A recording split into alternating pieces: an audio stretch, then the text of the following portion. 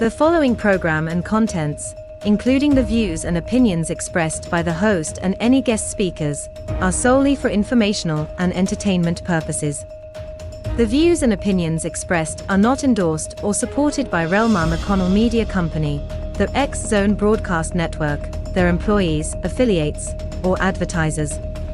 The host and guest speakers are solely responsible for their own perspectives, and their views do not reflect those of Relmar McConnell Media Company, the X Zone Broadcast Network, their employees, affiliates, or advertisers.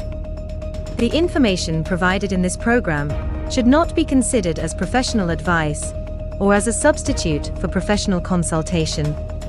Listeners and viewers are encouraged to form their own opinions and seek independent advice when necessary. Relmar McConnell Media Company, the X Zone Broadcast Network, their employees, affiliates, and advertisers hereby disclaim any liability for any claims, damages, or losses incurred as a result of the information presented in this program.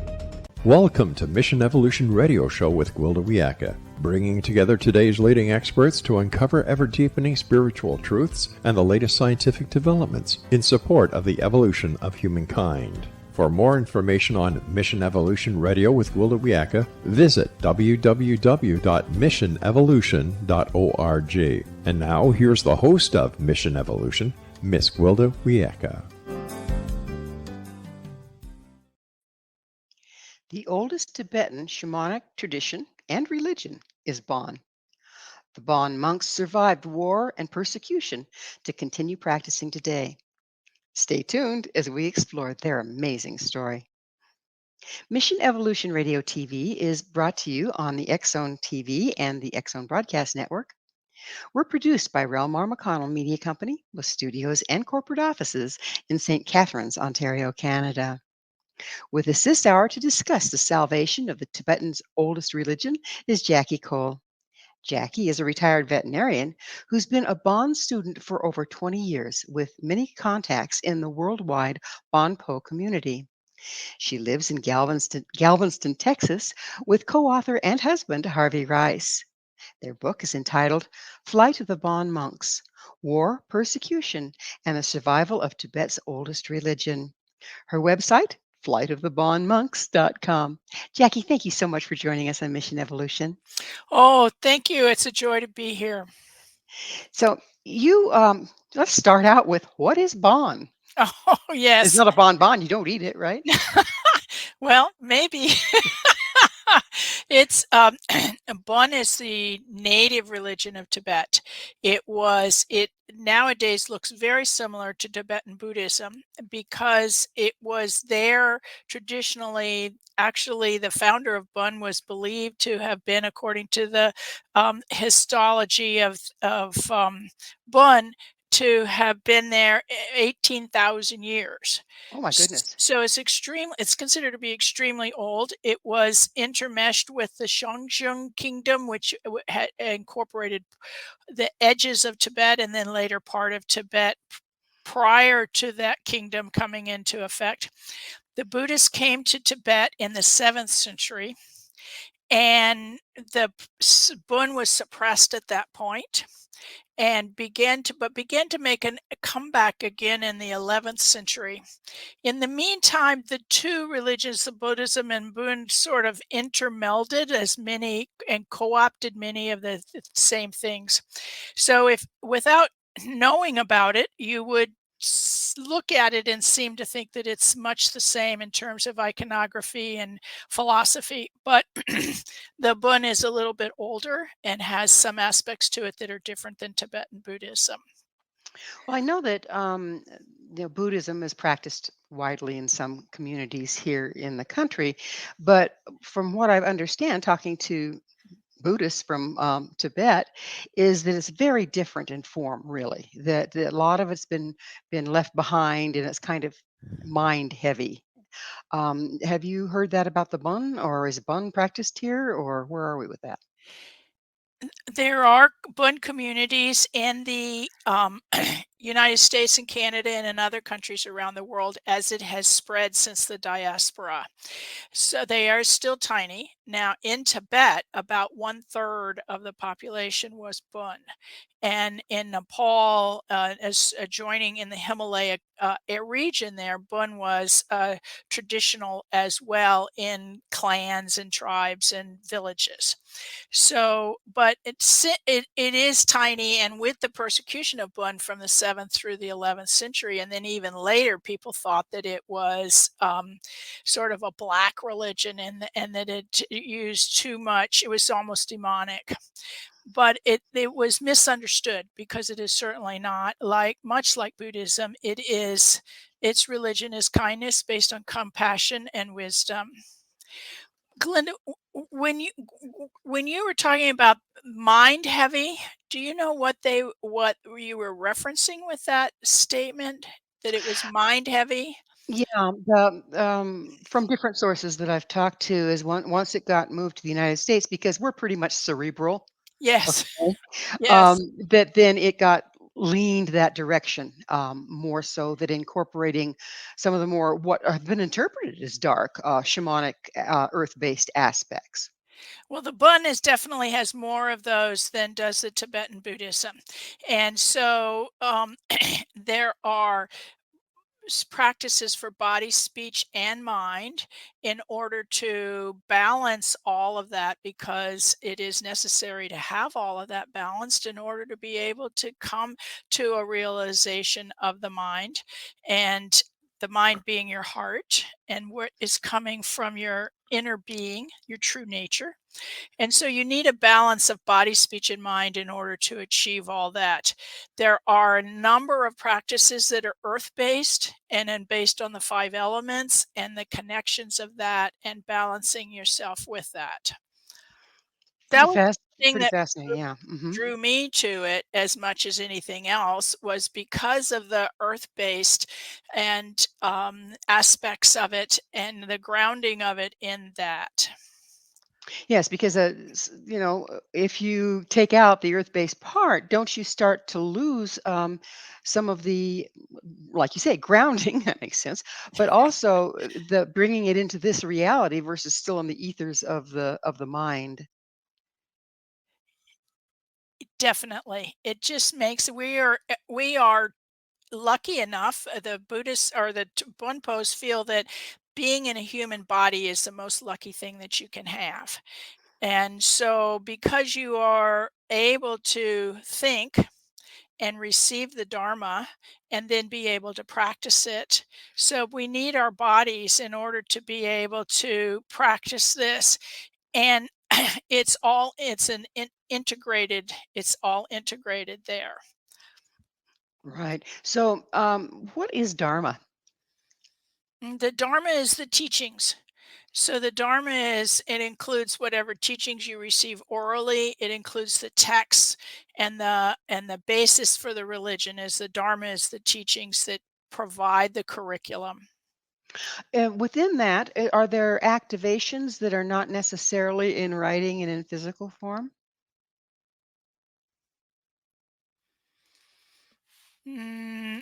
I'm not exactly sure what you mean by activations.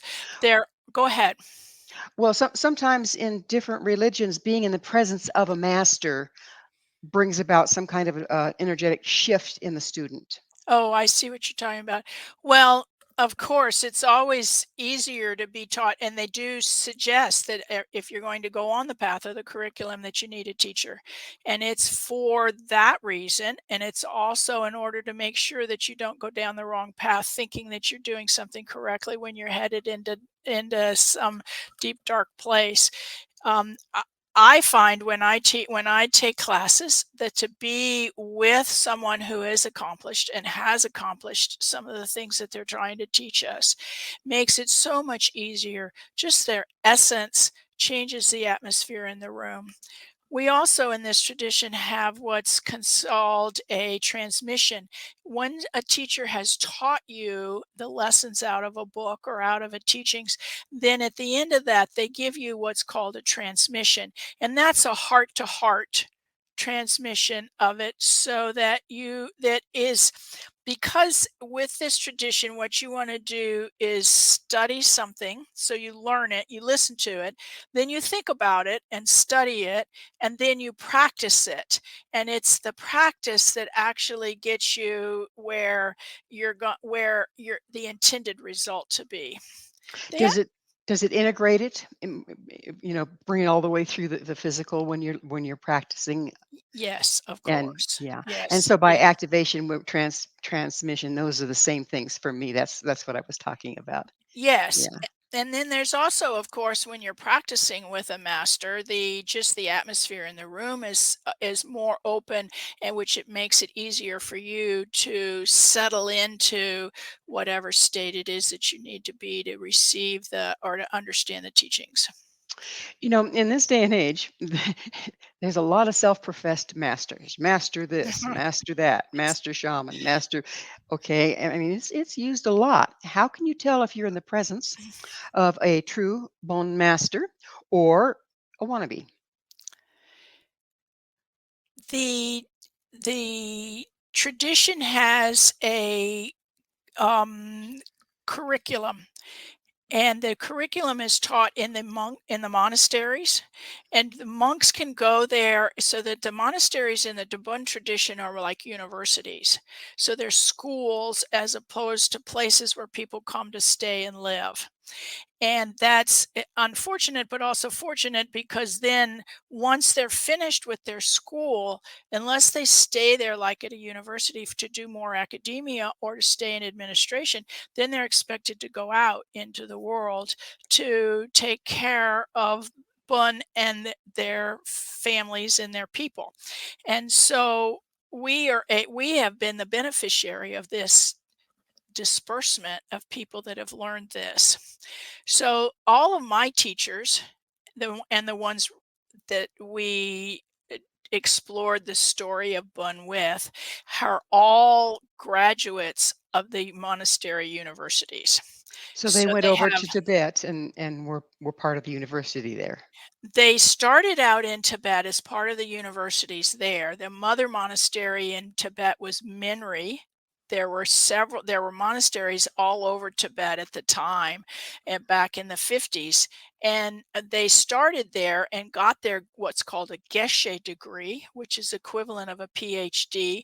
Usually takes about 12 to 15 years to graduate with a geshe, and it covers a lot of different subjects and titles. And so the and you will hear them called geshe so and so, geshe denma, geshe yongdrong, geshe, and so forth. So they're called different, their name plus geshe being their title.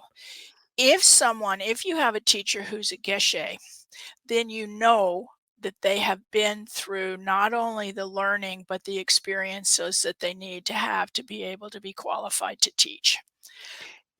That's pretty much of a huge dedication of time, isn't it? Yes, it is. Yes, it is. Dedication of time and their life for that. The the whole uh, curriculum, when you teach, you have to have, there is a deal where they teach you who's a qualified teacher and then who's a qualified student.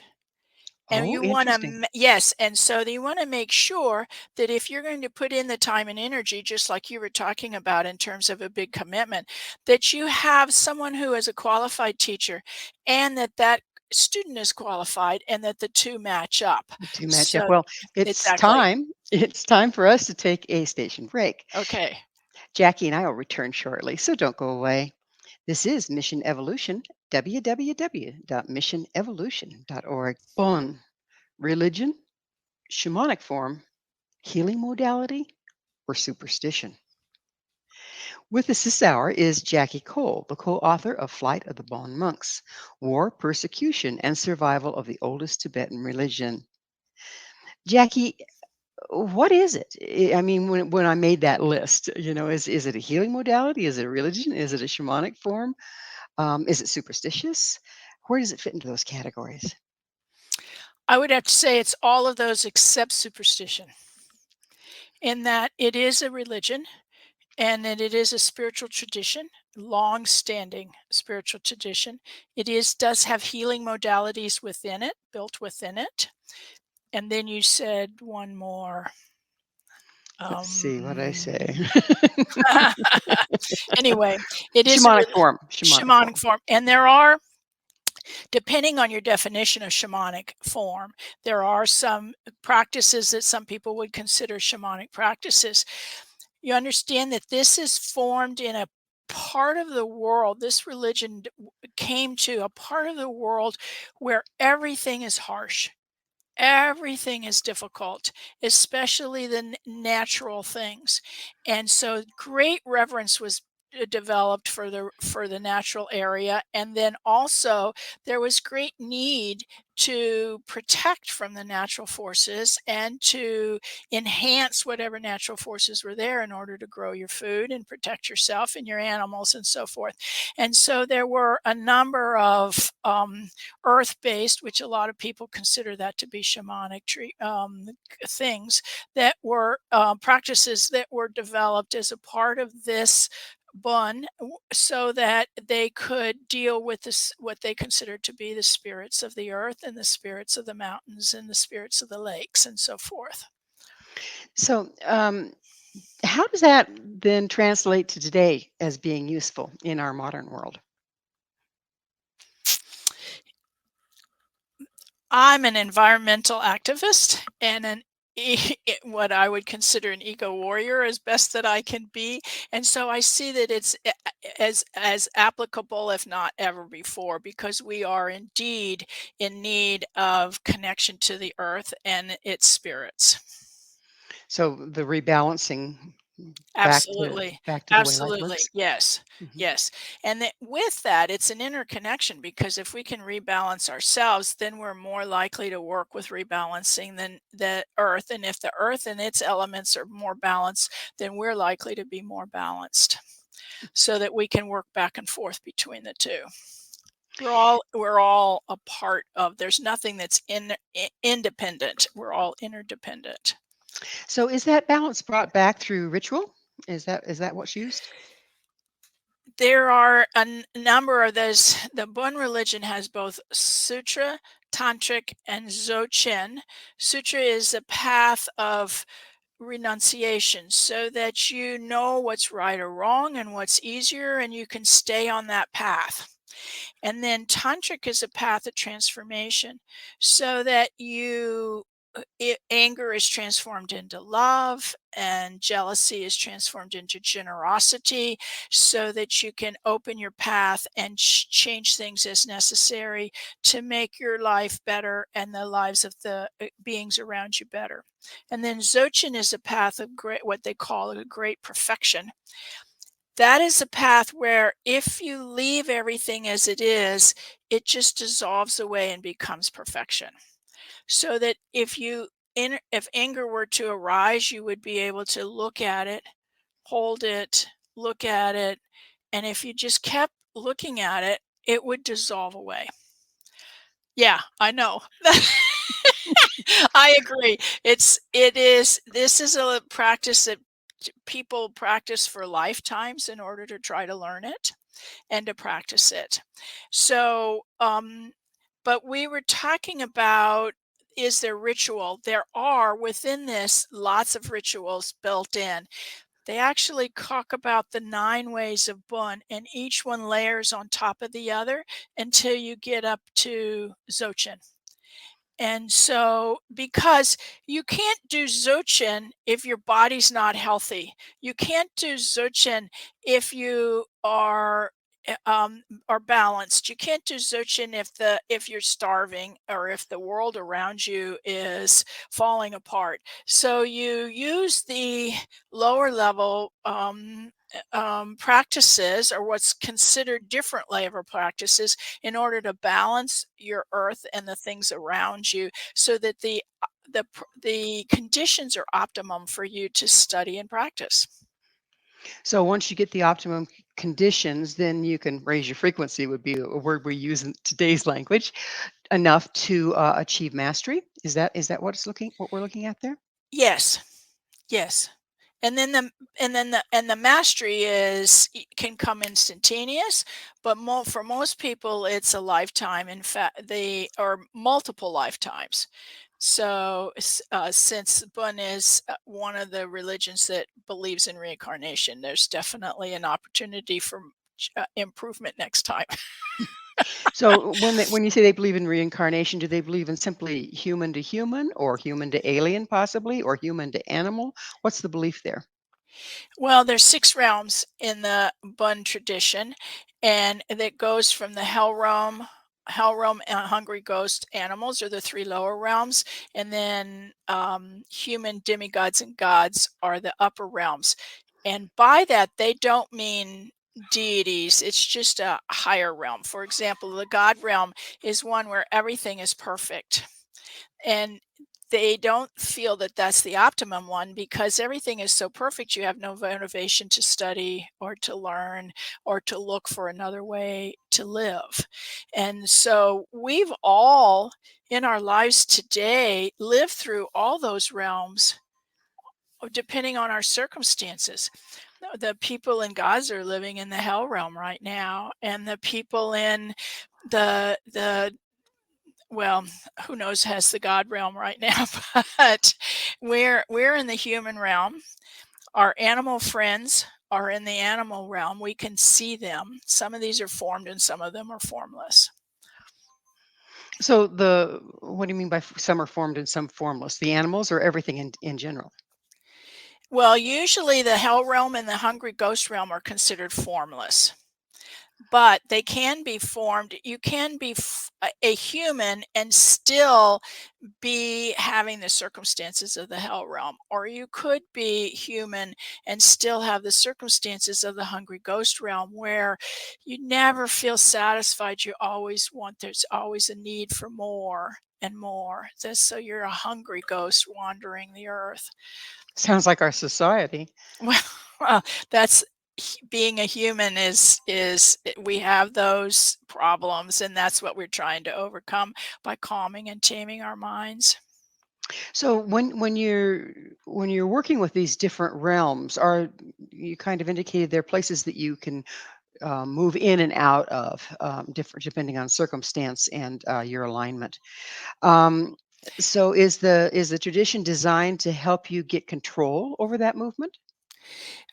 Well, you move in and out at reincarnation. It's Oh, not okay. that the other things is that for example, if you are in a bad state here, you're a human being, but you're in a really bad place. Those are circumstances that appear to be the hell realm, but you're still in the human being realm. And the idea that what the tradition does is that it teaches you, it's actually a curriculum for mind training. And it's not just your brain, but your whole inner mind to head towards your natural way of being, your natural state. And as you go through this curriculum, you get easier and easier and easier in all of the things that you're doing. And so then that will affect your next life.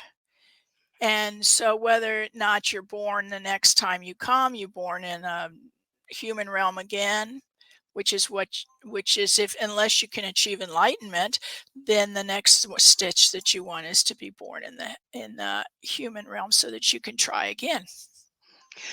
Do people or beings choose to come back to the human realm to be of assistance? If they're enlightened, yes. Yes, if they're enlightened, that's the choice of the bodhisattva, which is a vow that if you choose, you can make the choice of a bodhisattva, and that is that you're going to work for enlightenment so that you can help all sentient beings. Is there a timelessness to this? I mean, if you're reincarnated, can you be reincarnated into the future, to the past? I don't know. There's a good question, right? Yes, We can't have a there time is. machine and pick our destination, right? Not that I know of. I think some of these the enlightened beings are able to time travel, but I don't know anything about that really. This we have a hard enough time. It's like I don't know if you know, but the Dalai Lama at one point says, "I don't worry about my past lives because I have enough to do to take care of this life right here." Absolutely. And so that's sort of the that's I think there's some amazing things that are capable, but I don't know them. So, what drew you, and how did you become interested in, and how did you find the bond? That's really an interesting question. I was raised in the Methodist church, but I left the Methodist church. I left all Christianity sometime around high school, and I was up decades later. I had a dream, and I had a Buddhist monk sitting in my backyard like a garden statue. And then I had all these other Buddhist monks come with the horns and the drums and the uniforms and the whole 9 yards, come and take him away to go be my teacher. And I thought to my when I became fully awake, I said, "This is too auspicious, it's too noticeable, it's too wild not to pay attention to." So I went to the half price bookstore the very next day and I looked on the religious shelf and I found every book, and I could tell by the color of the robes and so forth that this was a Tibetan monk. And so I took every book on Tibetan Buddhism off the shelf and took it home and started studying. And it took me a couple of years of looking around and going to hear this teacher, or going to see this, or going to do that until I stumbled into Bön and it stuck. And I think one of the main reasons is because it is so earth based. It's substantiable. What I mean, sustainable in that Yes. it's tied back to physical reality more so than a lot of religions. Yes. Yes. Hmm. Yes. Right. Yes. Yeah. It includes, like I said before, it includes practices for the body, speech, and mind to all balance. All three is critical. It's critical for our health. It's critical for our future, isn't it? Yes. Yes, indeed. So we're just about out of time in this segment, but when we come back, I'm going to ask you, why did you pick Bond instead of anything else? Okay. Okay, Jackie and I will be right back to continue this discussion. So you stay right there. This is Mission Evolution, www.missionevolution.org. Can you heal with Bond? This is Mission Evolution, missionevolution.org. With us discussing the ancient Bon is Jackie Cole. Her website, flightofthebonmonks.com. Jackie, just before we close, I said I was going to ask you why you really decided on Bon. And you also mentioned that there are healing modalities in Bon. So why did you decide on Bon versus any other Tibetan practice? And have you experienced the healing as a result? I took some classes that were general, and one of the things that one of the teachers said was it's better to pick something and go deep to it rather than try to surf across several and figure out which one means something more to you. So when I found Bun by accident, completely and totally by accident, I started taking some classes in it and it fit for me personally. And like we said, I think in part because it was earth based and then had some earth based practices. And so then I just decided that I would try it out and stay with it for a while. And 20 years later, here I still am. So it does seem to fit. And there are healing practices within it. In fact, almost everything that we do can be applied to healing. You can start with something as simple as a small short mantra, the heart mantra that we use. Um, Om Matri Muye Sale Du. And you can repeat this, and this conjures up the higher of the deities as well as the guardians of the six realms. We talked about the six realms, the different ones. And so then you sort of conjure them as protectors. And so you say this mantra over and over again. It helps to focus the mind and calm the body and calm your heart. And also the vibrations in your throat have particular healing properties in and of itself. Then what we can do is take that and blow the essence of that mantra into a bottle of water. And then you can use that to drink and to help to heal. So that's just one very simple little healing practice that we have. There are different in the tantric practices. I remember I mentioned a tantric practice where you transform. Well, one of the things that we sometimes do, we'll imagine ourselves transformed into a deity, and several of those are specifically for healing. As a veterinarian, if I was feeling nervous about a process that I was going to have to do, or unsure, or I wanted something special for an animal I was working on, I would just sort of hum the beginning of the mantra to myself, and just sort of take on the energy of that healing deity. And then it would be helpful to me in terms of the process for the animal that I was working on. It sounds like you're talking about energetic healing, vibrational Yeah. healing. Yes, I'm sure it could be called by that by many people. So, does each deity kind of stand for a particular set of frequencies that perform what the deity stands for? I've never had it taught to me in terms of frequencies, so I can't really say that. But there are different aspects. I mean, the deities are universal, and whatever you need. For example, if one day you need more peace and more calm, you might call on a different one than you would to be if you are in need of some wrathful or some protection, some very fierce protection. Then you might call on another. And so the different deities are all a universal one, but they manifest in themselves in the different ways that would be helpful to a person. So, am I understanding you to say that there is just one deity, one God, There's basically? no there's not one God, but the essence of it is universal. For example, the protective deity is can be as calm and peaceful as the peaceful deity, and the peaceful deity can be healing and wrathful as well.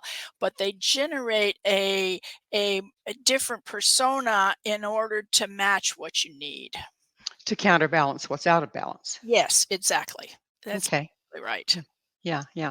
We're talking pretty much the same thing there, I think. Yes, So it's like all the energy comes from one place, but then it divides itself out through the deities based on what's needed in the moment. right. Now, Makes sense. Bun does not recognize an external God. Hmm. It's all of this is manifest from your own true nature.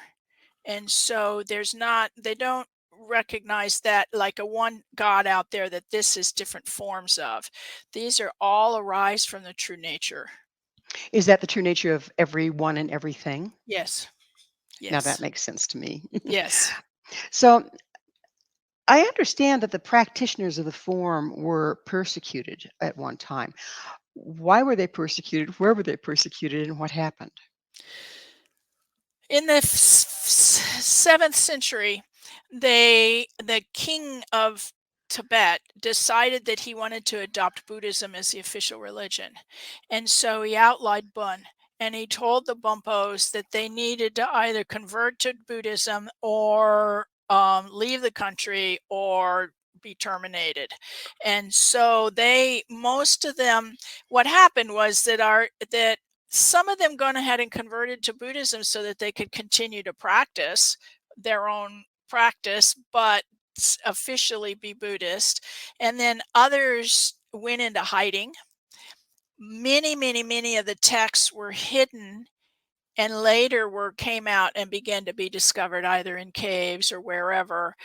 And when the revival in the 11th century began and they began to be able to practice again, then a lot of this came from the um, texts that were hidden in the 7th century and then began to be found in the 11th century. Now, the So Buddhists would tell you that we just incorporated the Buddhist teachings, and made it our own. But there's really been more of an amalgamation than each side claims the other side borrowed from them. So that was going to be my next question: is when you adopt another religion in order to practice your own, isn't there a certain amount of enmeshment that goes on then that goes to the future? Yes, and that's why I said historically it's difficult because, like I said, the Buddhists claim that the Bönpos borrowed their stuff, and the Bönpos said, "No, no, you guys took ours." So, How do we know how much was retrieved of the original Bon traditions when they had to be unearthed in caves? well, they have the whole library of set traditional texts, and those they know where they came from.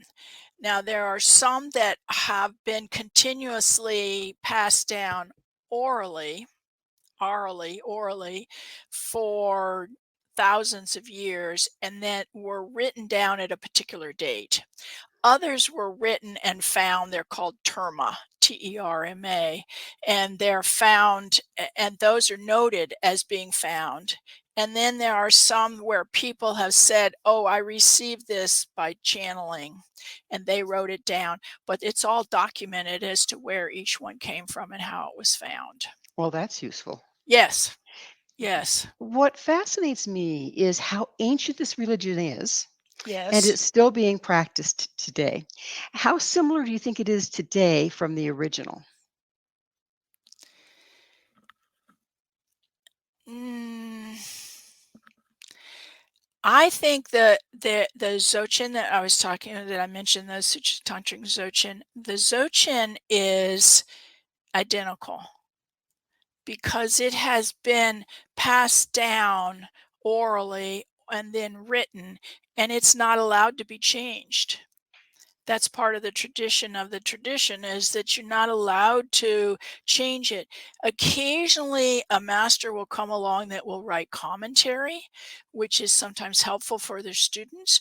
But in terms of the text is not changed, and so that part of it is the same according to history and tradition. I think some of the rituals for everyday life may have evolved somewhat based on the fact that everyday life is a little different now than it was back then. Well, language is too, and interpretation of language. I mean, we run into this with the Bible. Well, is it the King James version, or is it the this, or is it the that? And the same chapter can sound very, very different based on how it was translated. Is there some pollution that's gone on in that way? I don't have a good way to analyze that because the texts are all in Tibetan. And so the Tibetans, I have seen with it coming to the West, I have seen several different teachers translate the texts, and they are very slightly different, but in essence, they are exactly the same. And as you begin to study, you begin to learn specific words that are so that you can actually, even if you don't speak Tibetan, you can actually follow the text. And when you can see certain words come up, then you know that's what that means. So I think for the most part, they are essentially the same. Different teachers will they are taught to be extremely careful and to not change this stuff.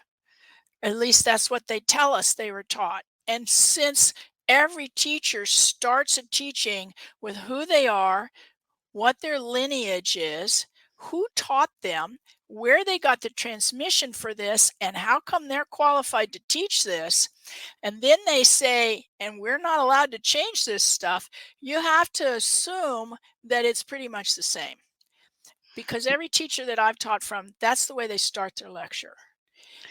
Now, when people ask them a question, they will interpret it to the certain degree for that question. But for the most part, the texts are same. I wish we had that kind of accountability in a lot of the things we do today, don't you? Yes, yes, yes. And it's that very thing that made me think about these people because I would hear that over and over again. Now, it took me a good number of years for that stuff to begin to sink in and to understand that this was such an important part of the Bun tradition. And then I began to hear that there were only 4 masters who had been able to escape from Tibet that were still alive. And so I just thought these are people's stories that need to be told, and we were able to go and talk to them and listen to their stories, and it was fascinating to hear the trials and tribulations that they went to within Tibet and then in their escape with Chinese takeover. Well, we'll have to go deeper into that because it sounds doggone interesting. But Yes. it is time for a commercial break. So Okay. stay with us. Jackie and I will Yes. continue to explore Bon as an evolutionary tool. This is Mission Evolution, www.missionevolution.org. How can Bon be used as an evolutionary tool? This is Mission Evolution, missionevolution.org. We're continuing our discussion with Jackie Cole. Her website, flightofthebonmonks.com. Jackie, just before we entered into this, before the break, we were talking about how you actually got to speak with some of the living masters that tell me who they were and how did they survive what they were in? How old were they? the the person most that's still alive, and he's still alive today, he's 99, that is the most attributed to saving Bun is Yungsan Tenzin Namdak Rinpoche. And Yungsan is a title, it's an honorary title. Tenzin Namdak is his name. Rinpoche, of course, means special one or beloved one. And so he has an honorific at the beginning and at the end of his name. Yungsan was I'll call him Yungsan Rinpoche. Yungsan was a interesting character. He lived in he is a very interesting man.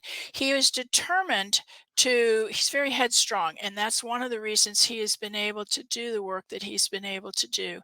But he became a monk at a young age, and then was very learned and considered. He was actually the head teacher at the mother monastery Menri in Tibet. But then he left there to go to a monastery up further up into Tibet in order to try to raise funds. They rely on donations for everything, of course. Even back 50 in the 50, 60, 70 years ago, everywhere they all rely on donations. So he was up there when the Chinese invaded Tibet in 1950. And then there was the revolution, the revolt, not revolution, but revolt within Lhasa in 59. And with that, there was a crackdown with the Chinese on religion across the board. In Tibet, religion was so intertwined with the government that there wasn't really any way to tell them apart.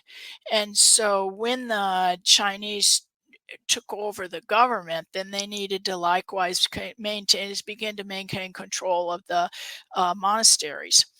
And so they started persecuting all the monasteries and all of the monks.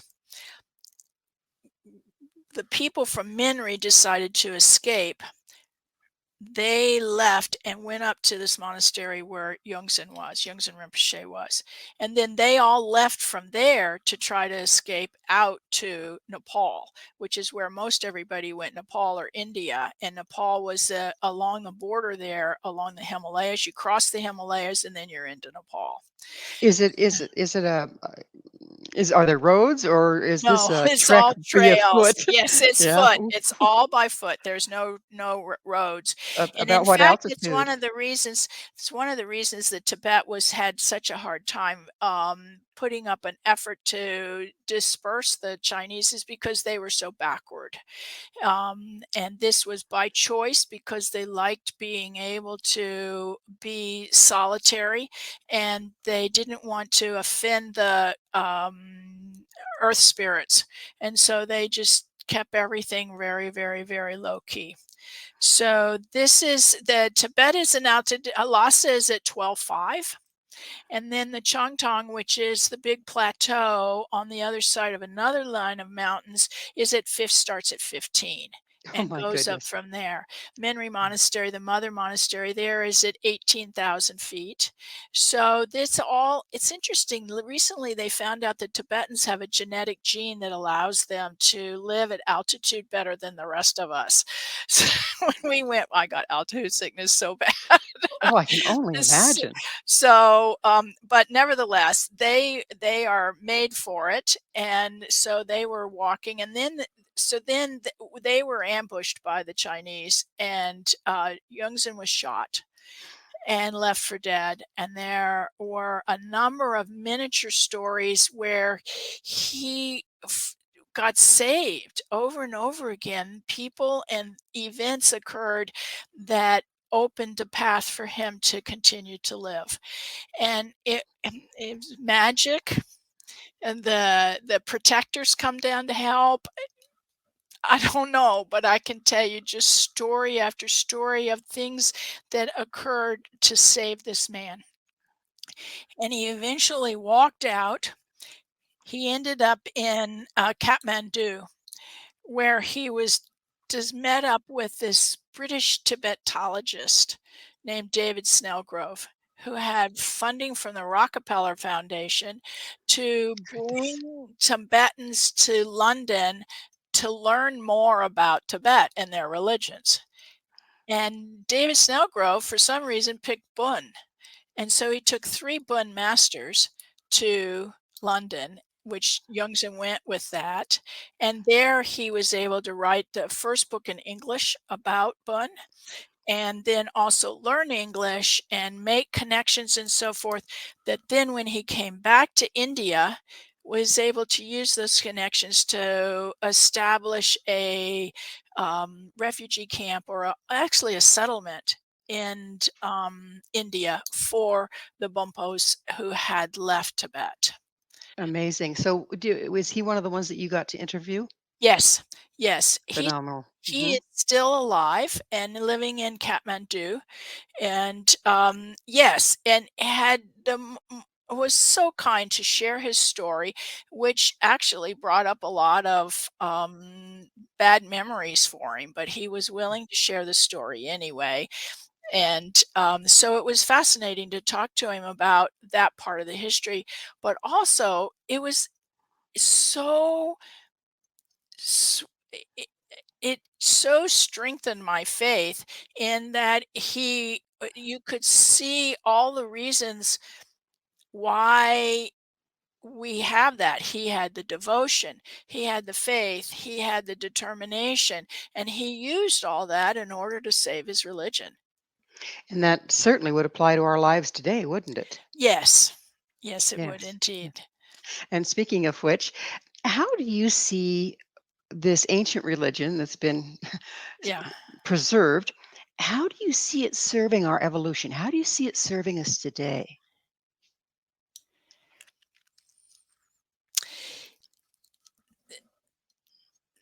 I don't wake up in the morning without thinking about how I can be of service to other beings. And in part, that's the way my mama raised me, but it's also reinforced by this religion. And so I think that by having the tradition of the Bon religion reinforce and give you um, tools in your toolkit that can help you to continue to have determination and compassion and find peace and study your inner being so that you can edge towards enlightenment and peace. So there's nothing more than we all need right now. You won't get any argument out of me on that one. And we certainly need something, don't we? So let's go back a little bit to, Sure. we don't have too much time left here, but I want to discuss Bon as a healing modality. Yeah. I understand how frequency wise Yes. it attunes a person and they can reestablish balance or counterbalance what they're lacking with the different deities. How about herbs and that sort of thing? Did they use herbs? Do they use herbs? There's Tibetan traditional medicine uses herbs. Now, I'm not trained in it. I've had lectures on it and seen a little bit of it. I'm trained in traditional Chinese medicine, and I did acupuncture with my animals when I was working as a veterinarian.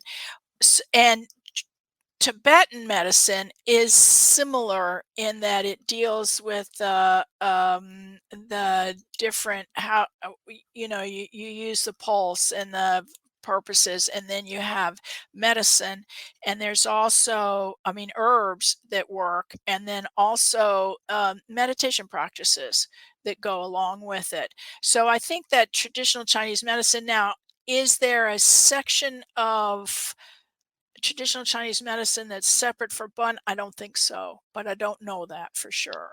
Right. So, Okay. but the traditional Chinese medicine, of course, can be very useful in healing. Well, it's that time of the show when I get to ask you, what's your mission?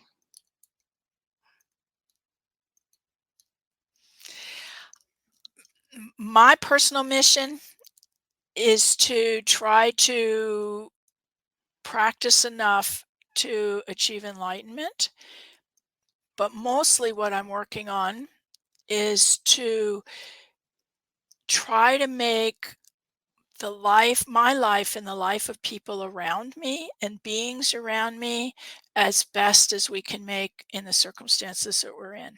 Mhm. That's a beautiful mission and much needed. Thank you. It's much needed. What would you like to share? What can you share with our audience to give us hope in these times that seem to be dark based on your traditions?